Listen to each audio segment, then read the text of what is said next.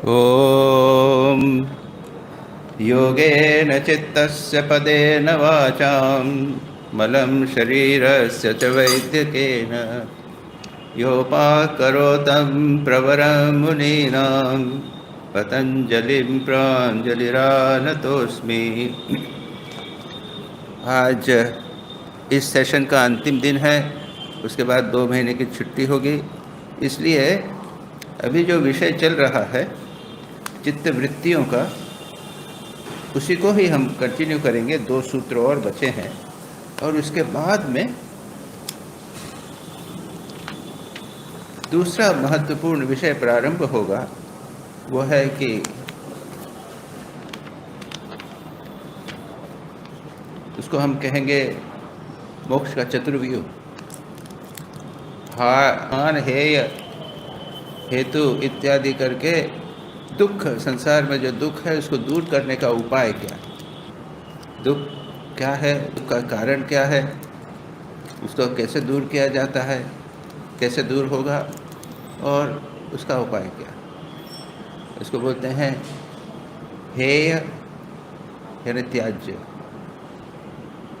जो अनागत दुख है, जो दुख नहीं आया है, हेय दुखम।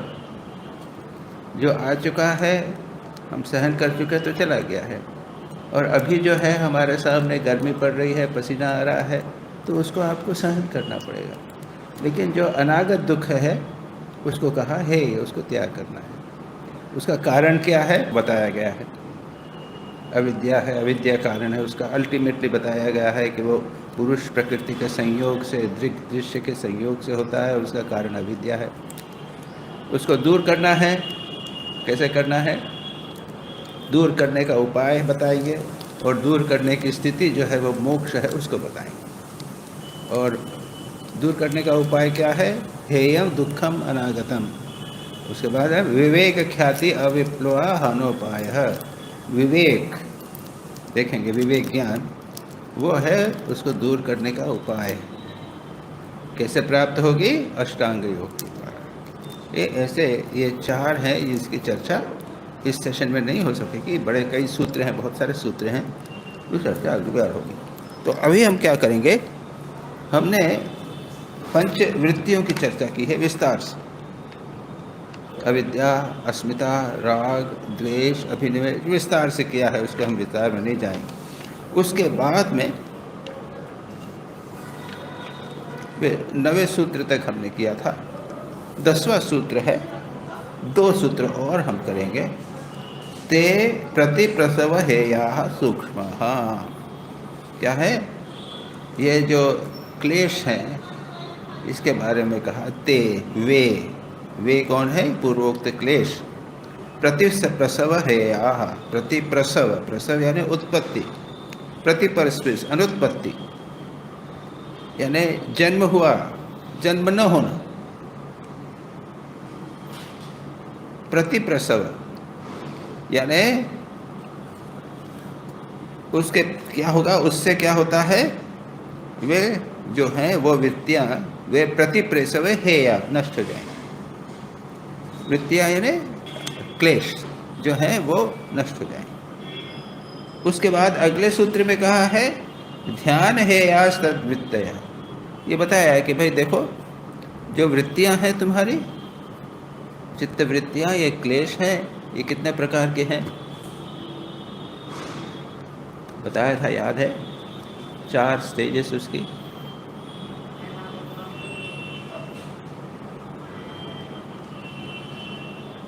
क्या है बोलिए,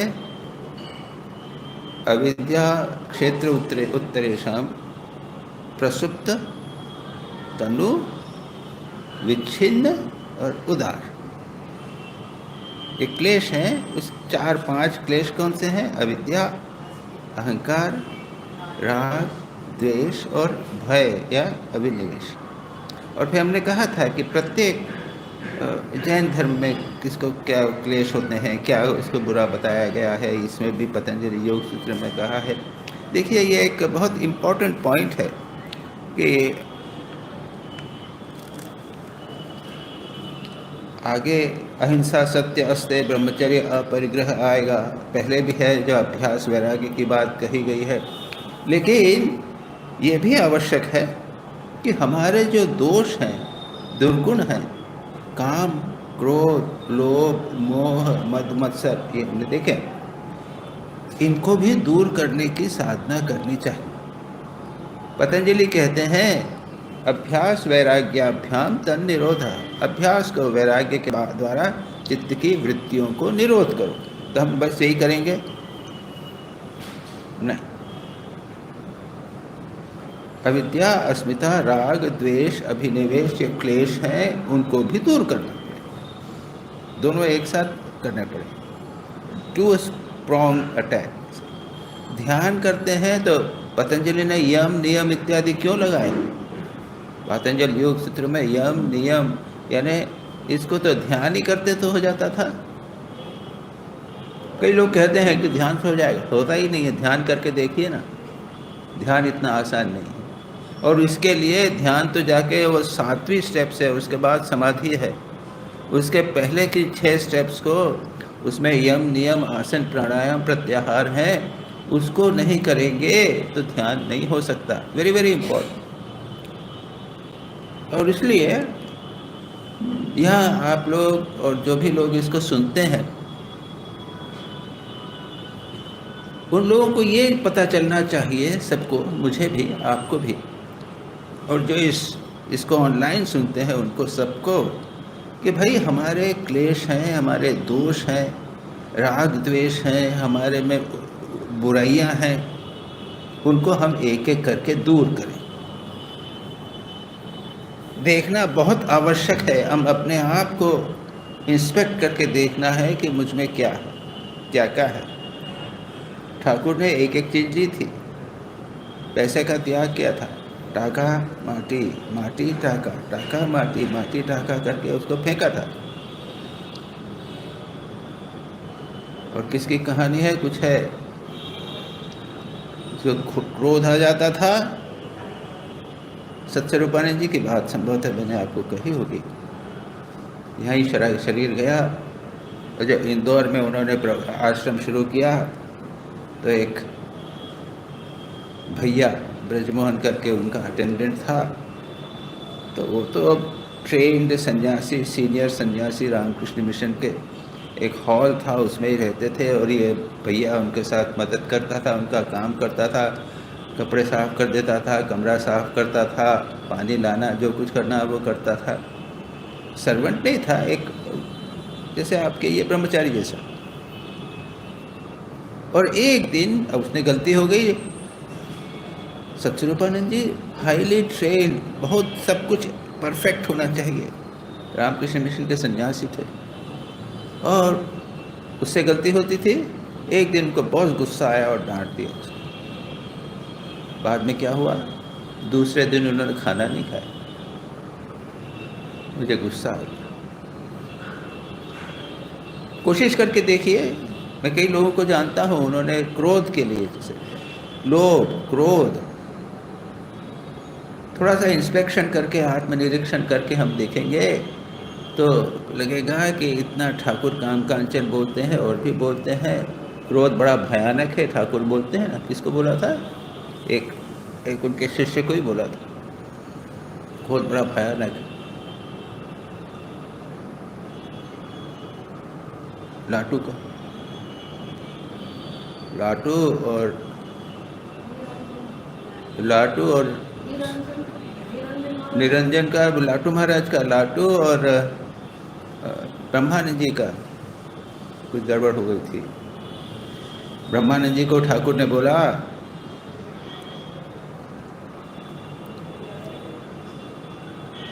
कुछ काम कर दो। मैं नहीं करता। अरे कर दे ना। राजा महाराज माना कर रहे हैं। लाटू महाराज गुस्से में आ गए। उन्हीं वो बोल रहे हैं, तुम करते क्यों नहीं हो? तो राजा महाराज तो हंसते हुए बोल रहे हैं कि तू कर देना। बड़ा गुस्सा आ गया। और कौन था वहाँ पे? मास्टर महाशय थे या कोई था? ठाकुर बोलते हैं कि देखो, राजा तो हंसते हंसते बात कर रहा रखाल, और ये देखो कितना गुस्सा कर रहा। गुस्सा तो शैतान होता। फिर लाटू महाराज ने कहा हम अब नहीं करेंगे। तो ये पता लगा ना कि हम में क्रोध है और उसको दूर करना। मैंने कहा ऐसे साधक हैं जो बचपन में पूर्वाश्रम में घर में रहते हैं तो ये चीज़ बात ही नहीं आती। आप कितना भी गुस्सा करो, माँ सहन करेगी, दूसरे सहन करते हैं, चलता रहता है। लेकिन जब बाहर आते हैं, साधना करना प्रारंभ करते हैं, तो पता चलता है कि ये कितना बड़ा बाधा। कभी कभी कोई घटना हो जाती है और उससे हमारा सारा दिन खराब जाता है। गुस्सा हो जाते हैं, सारा दिन खराब जाता है, दूसरा दिन खराब जाता है। लेकिन फिर उसको धीरे धीरे कंट्रोल करना पड़ता है। तो कैसे करना पड़ता है, यहाँ पर ये बातें 2 सूत्र जो आज करेंगे उसमें ये कहा गया है। क्या है? 11वें सूत्र में है ध्यान है या तद्वृत्तय, और 10वें सूत्र में ते प्रतिप्रसव है या सूक्ष्म। ये जो पंच क्लेश हैं ये क्या हो जाते हैं? क्लेश तनु हो गए थे ना, तनु क्षीण हो गए थे, लेकिन वो भी परिस्थिति पाने पर उड़ जाएंगे। तो इसके लिए शास्त्रकार कहते हैं कि सूक्ष्म यानी क्रिया योग से सूक्ष्म, और उसके बाद में ते प्रतिप्रसव है या उसके बाद में वे प्रसंख्यान विवेक ख्याति के द्वारा वो नष्ट हो जाते हैं। अब एक और स्टेज यहाँ पर शास्त्रकार ने व्याख्या करते हुए कहते हैं कि ये सूक्ष्म वर्ड है। से प्रतिप्रसव है या तनु, तनु नहीं कहा, सूक्ष्म कहा। मतलब ये है कि एक और स्टेज है जिसको हम कहेंगे सूक्ष्म। इच्छिन्न उदार, ये जो बताया उदार तो है यानी गुस्सा आ रहा है, ओपन है। विच्छिन्न यानी अभी भी है, लेकिन प्रेम की बात आ गई तो ये क्रोध जो है वो दब गया। इसको कहते हैं विच्छिन्न, उदार और प्रसुप्त सोया। तो ये तीनों लेवल जो हैं, विच्छिन्न, उदार और प्रसुप्त, ये तो क्लेश है वहाँ पर। उसको आप इससे कुछ लेना देना नहीं है, केवल तनु इम्पोर्टेंट। और तनु कैसे होगा? तप, स्वाध्याय, ईश्वर प्रणिधान, इनके द्वारा क्लेश तनुकरणार्थ समाधि भावनार्थश्च। तो तप, स्वाध्याय, ईश्वर प्रणिधान। मेरा ये सजेशन है कि आज से 2 महीने का आपको छुट्टी होगी, तो कुछ बना लीजिए प्रोग्राम कि भाई तप, स्वाध्याय, ईश्वर प्रणिधान इसको हम अपने जीवन में डालें। और डिस्कशन हो गया है, बहुत सारा हो गया है। स्वाध्याय का डिस्कशन हुआ है, शरणागति का डिस्कशन हुआ है, तपस्या का डिस्कशन हो गया है, कैसे करना ये सब आप लोग जानते हैं। एक प्लान कर लीजिए कि हम इस प्रकार से 2 महीने करें, तप, स्वाध्याय, ईश्वर प्रणिधान। उसके बाद में अब यहाँ कहा जा रहा है कि ये जो क्लेश हैं ये सूक्ष्म हो जाते हैं, तनु के बाद में सूक्ष्म हो जाते हैं, असूक्ष्म किया जाए। तो कैसे हो जाते हैं? एक है प्रसंख्यान ध्यान, और इसके बाद यहाँ पर जो कहा है ध्यान है या तद्वृत्तय, ये वृत्तियाँ जो हैं, कौन सी? तनु वृत्ति जो हैं वो ध्यान के द्वारा हेय हो जाती है। हेय यानी क्षीण, अत्यंत क्षीण हो जाती है। ध्यान से त्यागने के द्वारा। पहले कहा सूक्ष्म हो जाएंगी, उसके बाद में उसको विलीन कर देना, अल्टीमेटली उसे कारण। मैं भी सब समझाता हूँ। और यहाँ पर जो कहा है वो है, उसमें कमेंट्री में कहा है कि यह है प्रसंख्यान अग्नि के द्वारा। ते प्रसंख्यान है। प्रसंख्यान क्या है? प्रसंख्यान, प्रसंख्यान इसको शास्त्रकार ने आगे भी कहा है, यह है विवेक ख्याति। अभागा, फिर आपने विवेक ख्याति लगा दिया। अख्याति नाम, प्रसंख्यान नाम। विवेक समझते हैं हम, नित्य अनित्य विवेक, शुचि अशुचि विवेक, दुख अदुख विवेक, ये सब। और ख्याति, ख्याति यानी ज्ञान। पतंजलि योग सूत्र का एक पारिभाषिक शब्द है ये ज्ञान, विवेक ज्ञान। तो ये तनु जो श्लोक वो हो गए हैं हमारे क्लेश, तप स्वाध्याय ईश्वर प्रणिधान के बाद उसको विवेक ज्ञान के द्वारा सूक्ष्म करना। विवेक ज्ञान यानी क्या? अब आप एक लोग सब लीजिए, मन की चिंताएं, कामनाएं, वासनाएं, हमारी स्थूल विद्या, ये सब जितने हैं ना, इन सब को हमने कहा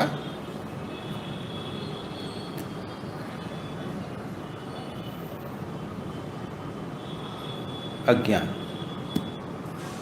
उसके साथ से पुरुष को सेपरेट करना। ठाकुर क्या कहते हैं? ठाकुर ने क्या कहा था? हम लोग यहाँ पे ध्यान शब्द का उपयोग किया गया है। ध्यान से हम सामान्यतः समझते हैं अपने इष्ट के रूप का ध्यान, या उनके गुणों का ध्यान, या फिर उनके स्वरूप का ध्यान, गुण ध्यान, स्वरूप ध्यान, रूप ध्यान, ये समझते हैं। यहाँ पर और अन्य स्थानों पर भी एक और प्रकार का ज्ञान है जिसे कहते हैं विवेक ख्याति या विचार। ठाकुर क्या करते? ठाकुर ने क्या किया? टाका माटी, माटी टाका। रे मन, ये रुपया, इससे तेरे को रेस्ट, आराम मिलेगा, सुख मिलेगा, ये सब मिलेगा। ये मिट्टी है, इससे नहीं मिलेगा। लेकिन इस रुपये से तो भगवान को नहीं प्राप्त कर सकता। ठाकुर ने विचार किया, एक बार किया, फेंक दिया, दूसरी बार किया, फेंक दिया, तीसरी बार किया, फेंक दिया। नारी शरीर को देखकर विचार किया। इसको विचार तो समझते हैं, और सभी तरह से ये विचार हो सकता है। बहुत सारी चीजों में विचार हो सकता है। क्रोध, ये शैतान विचार है। अगर हमारे मन में क्रोध आया है, हम क्रोध से अभिभूत हो गए हैं, लेकिन जब अब साधना होगी तब क्या होगा? विचार करना पड़ेगा कि नहीं, ये क्रोध से तो मेरा ब्लड प्रेशर बढ़ता है, लोग मेरे विरोधी हो जाते हैं, एटसेट्रा एटसेट्रा।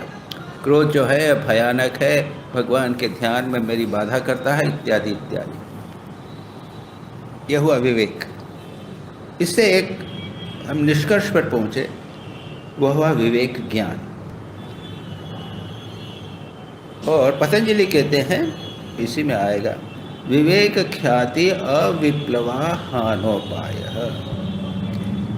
ये विवेक ख्याति, ख्याति ने विवेक ज्ञान, अविप्लवा, अविप्लवा यानी जो उसका विप्लव यानी नाश न होवे। हमने आज विवेक किया, शाम तक खत्म हो गया। यहाँ बैठ के विवेक किया, वो गया नहीं, गहरा नहीं हुआ। ठाकुर ने जो विवेक किया था, एक बार, दो बार, तीन बार, पक्का हो गया, तीन बार। शारदानंद जी लिखते हैं कि हम ये टाका माटी, माटी टाका 1000 बार करें तो भी हमारे मन में नहीं बैठेगा। लीला प्रसंग में उन्होंने लिखा है, ठाकुर का मन ऐसा है कि एक बार किया, दो बार किया, तीन बार, और मन में पक्का हो गया। ये क्या हो गई? विवेक ख्याति, विवेक ज्ञान अविप्लवा, वो नष्ट न होने वाला विवेक ज्ञान। तो यहाँ पर भी जो कहा गया है, ध्यान हेयास तद्वृत्तयः, जो वृत्तियाँ सूक्ष्म हो गई हैं, जो वृत्तियाँ सूक्ष्म हो गई हैं, कैसे हो गई हैं? बाय विवेक ख्याति। विवेक ख्याति के द्वारा जो वृत्तियाँ स्थूल थी, तनु थी, वे क्या हो गई हैं? प्रसंख्यान ज्ञान के द्वारा वे हो जाती हैं सूक्ष्म। नाउ दिस हम लोगों को ये करना चाहिए। कोई चीज़ ले लिया जाए, अपने दुर्गुणों को देख लीजिए एक एक करके।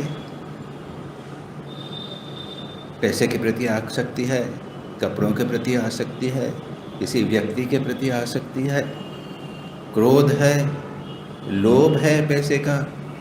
इन सारी बातों को एक एक करके एक एक जो दुर्गुण है इसमें दिए गए हैं, उसमें भी दिए गए हैं, सर्वत्र दिए गए हैं।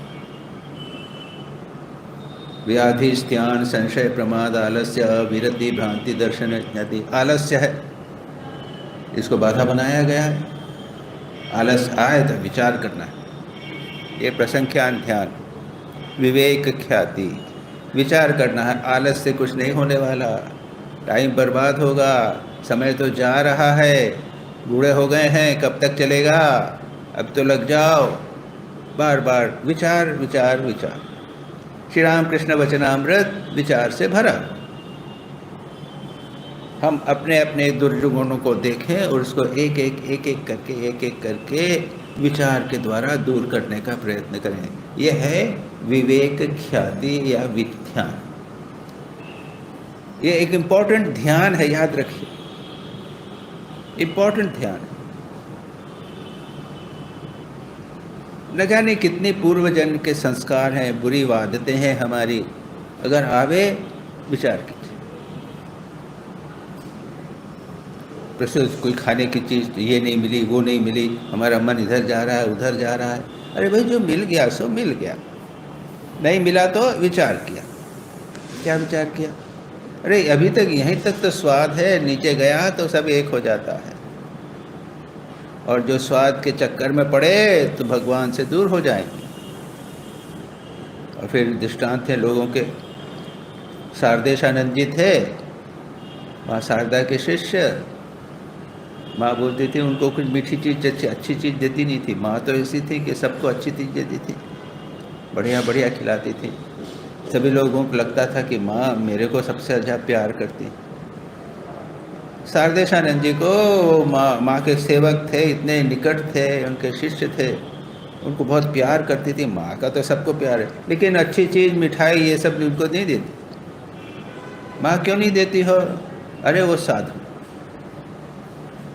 वो क्या करते थे, जो भी मिलता था एक ही पात्र के अंदर सब मिला के खा जाते थे।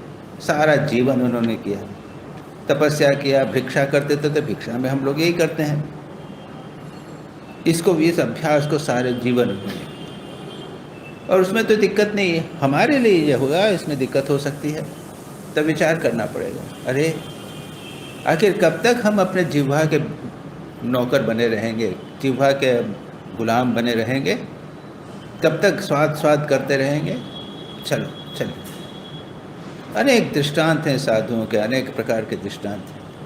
वो दूर करने के लिए विचार करते थे और उसको जीवन में उतारने का प्रयत्न करते। तो ये तद्वृत्य है, ध्यान है, या ये सब असंख्य प्रसंख्यान ध्यान या विवेक ध्यान के द्वारा, विवेक ख्याति के द्वारा उनको दूर करना चाहिए। ये इस इम्पोर्टेंट सूत्र में ये कहा है। उसके बाद क्या कहा है? ते प्रतिप्रसव है या सूक्ष्म। वे जो हैं उनको प्रतिप्रसव के द्वारा दूर करना है। प्रतिप्रसव यानी रिजॉल्विंग इनटू इट्स कॉज, ये समझिए, उसके कारण में उसको विलीन करना, तो वह नष्ट हो जाता है। क्लेश तब स्वाध्याय ईश्वर प्रणिधान से तनु हुए, प्रसंख्यान ध्यान या विवेक ख्याति के द्वारा वे सूक्ष्म हुए, और बाकी जब बचे तो उसको ये कहा कि पंच क्लेश जो हैं, जो दग्ध बीज सदृश हो गए हैं, वे योगी के चित्त के अपने कारण में लीन होते समय उसी चित्त के साथ विलीन हो जाते हैं। इसके लिए क्या होता है, यहाँ पर कमेंट्री में कहते हैं असंप्रज्ञात योग के द्वारा, असंप्रज्ञात समाधि के द्वारा। बहुत ऊंची चीज़। असंप्रज्ञात समाधि जब होती है तब ये जो क्लेश है, यानी उच्चतम समाधि, संप्रज्ञात समाधि यानी कुछ है मन में, इष्ट का ध्यान कर रहे हैं, इष्ट का रूप आ गया, समाधि हो गई। लेकिन जिसे निर्विकल्प समाधि कही, तो कुछ नहीं, अब मनुष्य का मन ही गायब हो गया। तो जब मन ही गायब रह गया तब क्या होता है? ये उसके साथ में जो सूक्ष्म क्लेश हैं वे भी समाप्त हो जाते। बस ये मुख्य बात यहाँ पर कही। तो इसके अतिरिक्त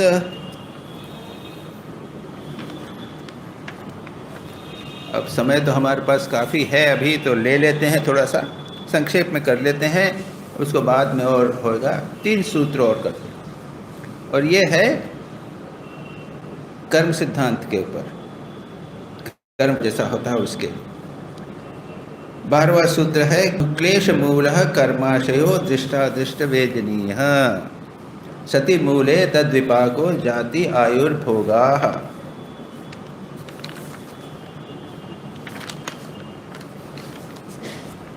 ते लाद परिताप फलाः पुण्या पुण्य हेतुत्व। 3 सूत्रों में, उसके बाद अगला सूत्र बहुत इंपॉर्टेंट आएगा, परिणाम ताप संस्कार गुण वृत्ति विरोधाच। 3 सूत्रों में क्या कहा है? जिसे हम कर्म का सिद्धांत कहते हैं, जैसा हमने किया है उसके अनुसार फल मिलेगा। बुरा करेंगे तो बुरा फल मिलेगा, अच्छा करेंगे तो अच्छा फल मिलेगा। उसमें वो कहते हैं कि यह जो कर्माशय है, कर्माशय यानी क्या? ये कर्म की वासना, उसका कलेक्शन हमारे मन में, हमारे मन में जो कलेक्शन कर्म बने हुए हैं ना, इतने सारे पूरे जन्म जन्मांतर के कर्म पड़े हैं, ये कर्माशय जो है इसका मूल है क्लेश, पंच क्लेश। ओके, पंच क्लेश की चल रही है, मूल है पंच क्लेश। और इसके फल क्या होते हैं? 2 प्रकार के फल होते हैं। हमारे जो कर्म, जो क्लेशों के कारण है, 2 प्रकार के फल होते हैं, दृष्ट जन्म वेदनीय, अदृष्ट जन्म वेदनीय। दृष्ट जन्म यानी मेरा अभी का जन्म, जिस जन्म को मैं भोग रहा हूँ, और दूसरा है अदृष्ट जन्म वेदनीय, जो मैंने नहीं देखा, अगले जन्म में आएगा। तो मैं जो कार्य करता हूँ कर्माशय है, 2 प्रकार से उसकी बात होगी। आगे कहते हैं सति मूले तद विपाको जाति आयुर्भोगः। उसका मूल यानी क्या? क्लेश है, क्लेश का मूल। पंच क्लेश अगर हमारे जीवन में है तो उनका विपाक, फ्रूशन, किसका? कर्मों का जो फ्रूशन है वो उल्टे हो, क्योंकि उनकी तो मूल है और हमारे कर्म फल हैं, हम कर्म के संस्कार हैं हमारे पूरे। ये क्या है? इसका भोग क्या होगा, कैसे होगा, उसका फ्रूशन क्या होगा, कैसे फल होगा? 3 प्रकार से। जाति, इस मरने के बाद क्या होगा, हमारे जैसे कर्म के हैं उसके अनुसार हमें जाति मिलेगी।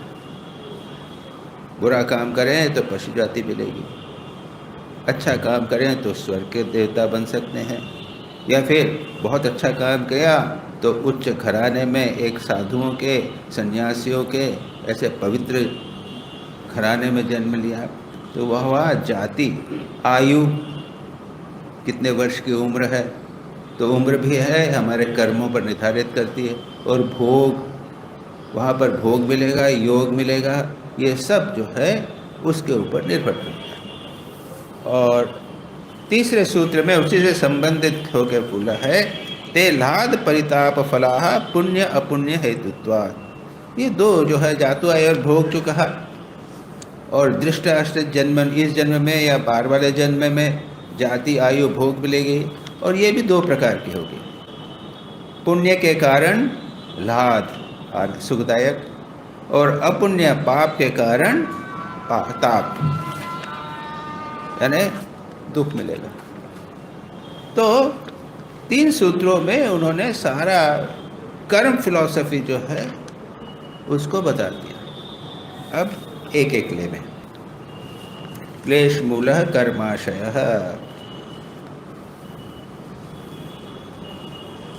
तो जो वैसा आया, पुण्य अपुण्य कर्म के साथ काम क्रोध लोभ मोह यदि उसके कारण क्लेश होवे तो क्या होगा? 2 प्रकार से होगा। तीव्र वैराग्य के साथ इंटेंस एक्टिविटी, तीव्र वैराग्य, तपस्या, अगर हमने बहुत कठोर तपस्या की,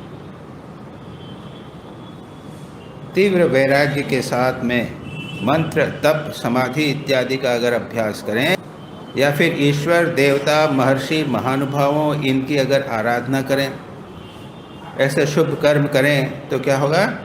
जो पुण्य कर्माशय है वह तत्काल विपाक प्राप्त होगा। और उसमें एक नंदीश्वर नामक एक कथा है कि वो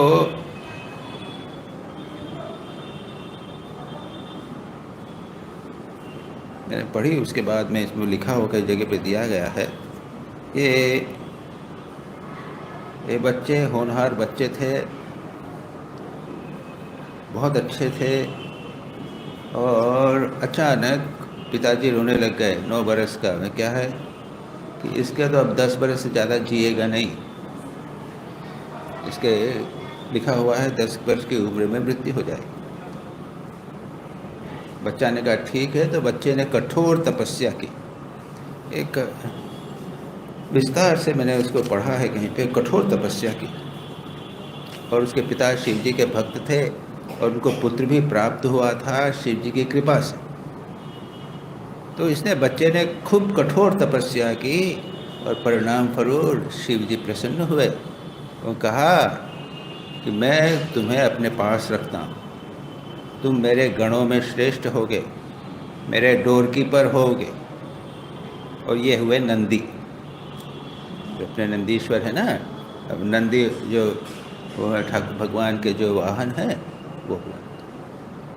तो अगर कोई व्यक्ति कठोर तपस्या करे, देवी देवताओं की पूजा करे, शुभ कर्म करे और पूरे मन लगा के करे, यहाँ तक कि जैसे अगर अपने आप को बलिदान भी कर देवे दूसरों के लिए, तो उसका फल जो होता है वो या तो उसी जन्म में मिल जाएगा, या फिर इमीडिएटली पहले के जो कर्म हैं, पहले वाले जो पड़े हुए कर्म हैं, उनके फ्रूशन होने के पहले ही उसको जन्म। और दूसरी एक कहानी है राजा नहुष की, मालूम है कि नहीं? राजा नहुष, उसकी कहानी इस प्रकार की है, मजेदार कहानी, पूरी लंबी कहानी है। इंद्र को श्राप हुआ था, मालूम है ना? क्या हुआ था? वो अहिल्या से मोहित हो गए थे।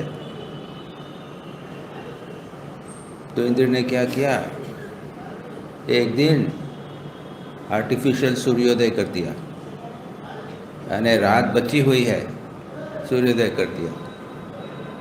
तो गौतम ऋषि जो अहिल्या के पति थे, उन्होंने समझा रहे सूर्योदय हो गया, वो चले गए। तब इंद्र ने गौतम ऋषि का बना लिया, भेष बना दिया और अहिल्या के पास चले गए, भोग करने लगे। इतने में गौतम ऋषि ने कहा ये तो मेरे को भ्रम हो गया। वापस जब लौटे, इंद्र के साथ देखा, मुलाकात हो गई उनके दरवाजे के सामने, सारा मामला समझ गए। अहिल्या को उन्होंने श्राप दे दिया कि तुम अब पत्थर हो जाओ। और इंद्र को क्या कहा, तू बड़ा लंपट है,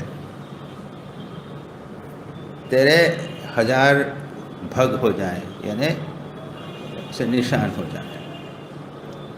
अब इंद्र तो समझ लीजिए क्या हाल उसकी, वो बाहर निकल ही नहीं सकता, कहीं जा नहीं सकता। लोग देखेंगे कि सारे शरीर के ऊपर उसके अब तो नारी का चिन्ह लगा हुआ है। तब लोगों ने कहा कि वो इंद्र कब छूटेंगे, व्रत से निकलेंगे कि नहीं निकलेंगे, किसी और को इंद्र बनाया जाए।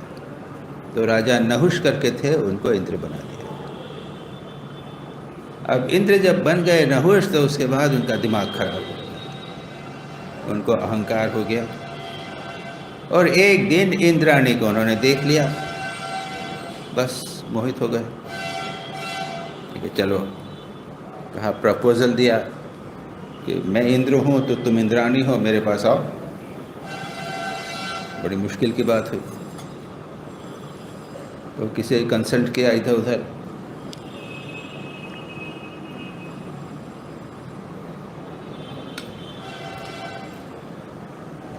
तो उन्होंने सुझाव दिया एक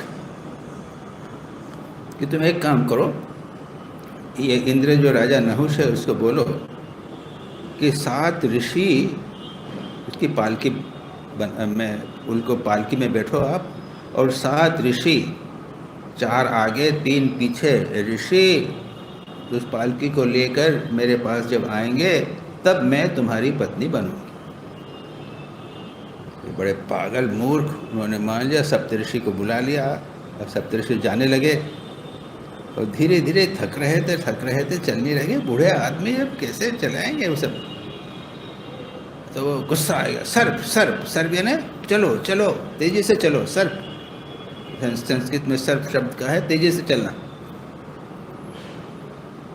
चल ही नहीं रहे, अरे सर्प सर्प, जोर से धक्का दिया एक ऋषि। ऋषि गुस्सा आया, अरे मूर्ख, जा तू सर्प हो जा। उसको श्राप मिला और अगली वो सर्प की योनि में तत्काल।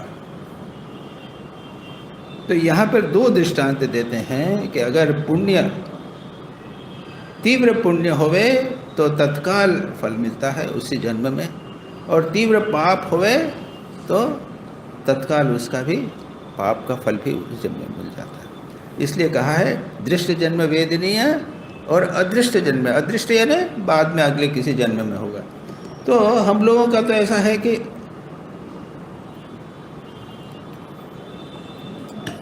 विशेष शुभ कर्म के कारण हम लोगों का मानव जन्म मिला और उसके बाद ठाकुर की कृपा से यहाँ ठाकुर के शरणों में आ गए, ये वो पुण्य होगा उसका कोई जन्म में, और अब पता नहीं पुण्य जन्म में क्या होगा कह नहीं सकते। ये एक बड़ा सब्जेक्ट है। ये 3 सूत्र जो हैं इसमें बहुत सारा विचार होता है कि कैसे होता है क्या नहीं, एवोल्यूशन की बात होती है और हेरिडिटी की बात होती है। हेरिडिटी एवोल्यूशन तो छोड़ दीजिए, हम लोग तो कर्म की बात मानते हैं। ये जो हमने कर्म किए हैं, इस जन्म के कर्म और अगले पिछले जन्मों के कर्म, इन दोनों के मिलकर अगला जन्म होगा। दृष्ट अदृष्ट जन्म वेदनीय जो है वो उसके अनुसार होगा। तो यहाँ का क्लेश मूल है कर्माशय। जब तक क्लेश रहेंगे तब तक यह रहेगा। अगर साधना के द्वारा आप क्लेशों को नष्ट, पंच क्लेशों को आप नष्ट कर देते हो, तनु कर देते हो, तनु करने के बाद सूक्ष्म कर देते हो, और उसके बाद में सब प्रज्ञात ध्यान के द्वारा उनको नष्ट अगर कर देते हो, और अंत में जब विलीन होगा तब सब कुछ नष्ट हो जाएगा, तब कोई प्रॉब्लम नहीं। तो ये एक इम्पॉर्टेंट चीज। उसके बाद में कहते हैं सती मूले तद विपाको जाति आयुर्भोगा। अब तद विपाक है यानी कर्म फलों का जो विपाक है, कर्म जो हैं वो पकते जो हैं तो क्या होते हैं, 3 चीज़ें होती हैं। अभी जैसे मैंने कहा जाति मिलती है, एक आयु मिलती है और विपाक, तो आयु भोग, भोग जो है। अब उसमें बहुत सारा विचार इधर उधर का किया है, उससे हमको कुछ ज़्यादा लेना देना नहीं है। शास्त्रकारों ने बहुत सारी बात की है, मैं इसको समझता नहीं कि क्या उसको इतना करना हमारे लिए। तो यही कहते हैं कि कर्म जो है वो कई प्रकार के हैं। संचित कर्म हैं जो हमारे जन्म जन्मांतर से पड़े हुए हैं, आगामी कर्म जो अगले जन्म में उत्पन्न होंगे, फिर प्रारब्ध कर्म जिसके कारण हमें यह जीवन प्राप्त हुआ। तो इस प्रकार से विभिन्न प्रकार के फल प्राप्त करते हैं। फिर उसके बाद 14वें सूत्र में है लाद परिताप फलाहा, सुख दुख के फल देने वाले होते हैं पुण्य और अपुण्य होते हैं। जहाँ पुण्य वाले होते हैं वो पाप, पुण्य से आपको शुभ जाति मिलेगी, अच्छी आयु मिलेगी और शुभ भोग मिलेंगे, सुख मिलेगा अगर आपने पुण्य कर्म किया। और अगर आप बुरा काम करेंगे, लोगों को कष्ट देंगे, तो अगले जन्म में आपको भी कष्ट मिलेगा।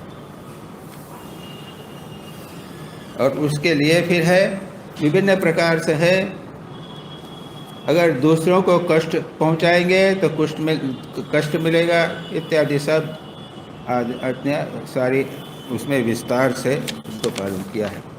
उसके बाद का जो एक सूत्र है इसकी चर्चा हम अभी नहीं कर सकेंगे, बहुत इम्पोर्टेंट। और उसी से नेक्स्ट सारा सूत्र प्रारंभ होता है। नेक्स्ट सारा साझा जो विषय है वो दुख का, दुख के हेतु इत्यादि का बात प्रारंभ, और वो है परिणाम ताप संस्कार दुख ही गुण वृत्ति विरोधाच दुखमेव सर्वम विवेकिनः। जो विवेकी व्यक्ति है, लोग क्या करेंगे? शुभ कर्म करेंगे। क्यों? हम स्वर्ग में जाएंगे, खूब बढ़िया काम करेंगे, दान करेंगे, तपस्या करेंगे, सब क्यों करेंगे? अगला जन्म हमारा अच्छा होगा, सुख प्राप्त होगा, राजा के घर में जन्म हो जाता है। ऐसे बहुत सारी कहानियां वगैरह हैं। लेकिन जो विवेकी व्यक्ति विचारशील है, उसके लिए क्या है? सर्वमेव दुखम विवेकिनः। सुख प्राप्ति में भी उसको लगता है कि दुख है, नहीं तो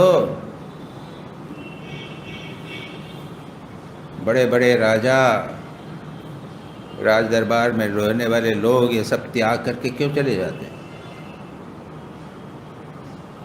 बुद्ध के जीवन में तो कोई दुख नहीं था,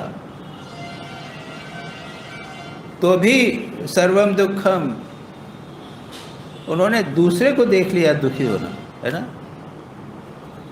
मृत शरीर को देखा, कि मुझे, मेरी मृत्यु हो जाएगी, हाँ, मेरी प्यारी यशोधरा की भी मृत्यु हो जाएगी, हाँ। बूढ़े को देखा, ये कौन है? ये सारथी ने कहा ये बूढ़ा है। क्या हुआ? इसकी उम्र ज़्यादा हो गई है, इसलिए कष्ट पा रहा है। वो मेरी सुबह यशोधरा और मैं भी बूढ़े होंगे, हाँ, सब बूढ़े। और एक रोगी को देखा, खांस रहा है, ये क्या है? ये रोग, जरा, मृत्यु, बस। विवेकी सर्वम दुखम, वो अब संसार इतना बढ़िया संसार, नर्तकियां हैं, गाना बजाना हो रहा है, जो मर्जी में आए सो खाओ, जो चाहो, सब इच्छाएं पूर्ण हो रही हैं। दुखम, सर्वम दुखम विवेकिनः। तो हमारी बात तो छोड़ दीजिए, ऐसे जिनके जीवन में दुख जैसी कुछ कभी चीज ही नहीं थी, बस उनके लिए सब कुछ दुखमय हो गया, वहाँ रहते थे वो सब दुखमय हो गया, सब कुछ छोड़ के चले। तो विवेकी व्यक्ति के लिए क्या है? परिणाम के कारण, ताप के कारण, संस्कार के कारण, तीन प्रकार के वस्तुएं दुख की हैं, और गुण वृत्ति विरोधात, इनके कारण सब कुछ दुख में। परिणाम के कारण, परिणाम, बढ़िया खाना खाइए, पेट भर के खाइए, उसके बाद में क्या होता है? खूब मज़ेदार खाना है, या तो पेट खराब हो जाएगा, डायरिया हो जाएगा, या आप खाते चले जाइए, यदि डाइजेस्ट हो रहा है तो बाद में डायबिटीज़ हो जाएगी। रुपया, तो रुपया तो बड़ी भयानक चीज़। अरे रुपये से क्या होता है? कुछ नहीं, सब मेरा सब सुख उसी में है। नहीं, रुपया संचय करना, इकट्ठा करने में दुख होता है। आपको मेहनत करनी पड़ेगी पैसा इकट्ठा करने के लिए, बिना उसके ऐसे तो आएगा नहीं, पेड़ से नहीं टपकेगा। पूरा जॉब करना पड़ेगा, पैसा इकट्ठा करना पड़ेगा, उसको इंश्योरेंस में देना पड़ेगा, बैंक में जमा करना पड़ेगा। थोड़ा बहुत घर में रखा, वो अगर चोरी हो गया तो दुख होगा। तो एक वो परिणाम के कारण, दूसरा है ताप, ताप के कारण। ताप यानी क्या?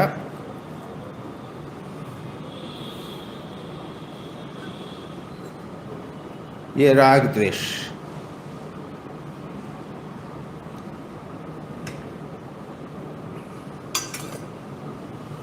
सुख की प्राप्ति में अगर कोई कष्ट होगा, उसके लिए आपको ताप करना पड़ेगा, कष्ट करना पड़ेगा।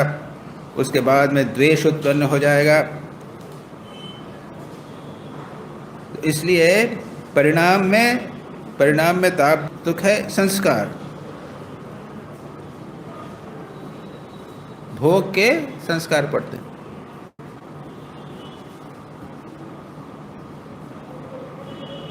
बच्चे को माँ जानती है कि बच्चे को ये संस्कार है, ये चीज़ उसको पसंद आती है तो बराबर दे देती है, संस्कार पड़ गए हैं, इम्प्रेशंस पड़ गए। तो भोग के, सुख के भोग के संस्कार पड़ते हैं, उससे राग उत्पन्न होता है, उसमें रुकावट होने पर द्वेष आ जाएगा। ये पंच क्लेश उसके साथ में जुड़े हुए हैं। तो परिणाम ताप संस्कार और गुणवृत्ति विरोधार्थ। गुणवृत्ति विरोध, गुणवृत्ति यानी ये सत्वगुण, रजोगुण और तमोगुण, इन तीनों का विरोध। कभी हमारा सत्वगुण आया, कभी तमोगुण आया। हमारा स्वस्थ शरीर अच्छा है, खाने पीने की चीज़ें हैं, लेकिन नींद आ रही है तो खाने पे एंजॉय नहीं कर सकते। चाहे कितना भी करो एंजॉय नहीं कर सकोगे, पूरा जीवन में भोग नहीं कर सकते। गुणवृत्ति विरोध, जब भी कभी सब चीज़ें हैं लेकिन मन एकदम शांत होता है तो भोग नहीं कर सकते। कभी नींद आ गई, कभी मन चंचल हो गया। अरे भोग के लिए भी मन को शांत होना आवश्यक है। तो इस प्रकार से कहते हैं कि ये तीन गुण और उनमें एक दूसरे के विरोध के कारण विवेकी व्यक्ति के लिए सब कुछ दुख is very important, very very. और बुद्ध ने तो क्या कहा, सर्वम दुखम ना, दुख है वो, दुख का कारण है, कारण दूर किया जा सकता है, उसका उपाय। ये चार आर्य सत्य हैं। ठीक उसी प्रकार के अगले सूत्र के द्वारा चार आर्य सत्य या पतंजलि जो हैं उन सूत्र को यहाँ पर हेयम दुखम अनागतम करके उसको कहेंगे। कुछ लोगों की तो मान्यता है ये बुद्ध के चार आर्य सत्य और ये पतंजलि के जो चार ये हैं हे हेतु हान और हानोपाय, ये बिल्कुल मिलते जुलते। इसलिए कुछ लोगों की मान्यता है कि पतंजलि योग सूत्र जो हैं ये श्रमण संस्कृति के हैं। भारत में दो प्रकार की संस्कृतियां हैं, एक है वैदिक संस्कृति और दूसरी है श्रमण संस्कृति। यानी बौद्ध और जैन धर्म और ऐसे बहुत सारे श्रमण संप्रदाय हो गए हैं। आप बिहार में जो चलाएं मागधान संस्कृति, बिहार में चले जाइए तो वहाँ पे ये अधिक पनपे हैं। तो बौद्ध और योग सूत्र, इसमें बहुत सारा सिमिलैरिटी। बौद्ध भी किसी ईश्वर को नहीं मानते, पतंजलि योग सूत्र भी ईश्वर को नहीं मानता, ईश्वर को पुरुष विशेष मानता, लेकिन वो जगत की सृष्टि स्थिति प्रलय करने वाला और इस सब नहीं मानता। और भी बहुत सारे दोनों के अंदर, पतंजलि योग सूत्र और जैन दर्शन और बौद्ध दर्शन, इनमें काफ़ी समानता है। तो जो हो हमने संक्षेप में यहाँ पर कर दिया। अब 1 महीने की 2 महीने की छुट्टी, उसके बाद में पुनः हम प्रारंभ करेंगे। मेरा सुझाव है कि भाई जो थोड़ा सा हुआ तब स्वाध्याय ईश्वर प्रणिधान, एक ये है, और दूसरा संप्रज्ञात ज्ञान ध्यान, विवेक करके, संप्रज्ञात विवेक करके उसको जीवन में थोड़ा सा उतारने का प्रयत्न करें। योगेन चित्तस्य पदेन वाचां मलं शरीरस्य च वैद्यकेन योपाकरोतं प्रवरमुनीनां पतञ्जलिं प्राञ्जलिरानतोऽस्मि।